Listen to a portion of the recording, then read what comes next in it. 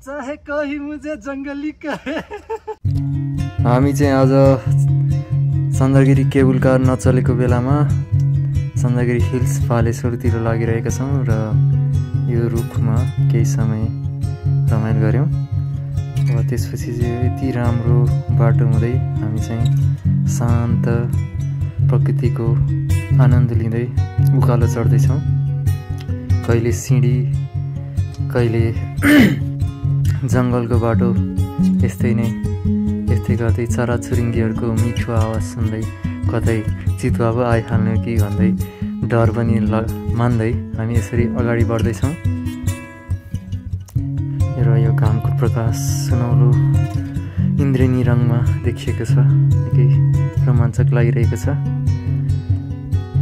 र अब केही माथि गएपछि चाहिँ हामीले यहाँ यसरी हिमालको सुन्दर दृश्य पनि देखिएका छौँ। गणेश हिमाल त्यति नखुले पनि लाङटाङ चाहिँ मजाले खुलेको छ।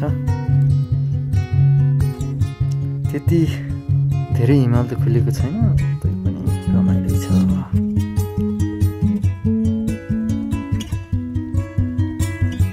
यो सानो कटेज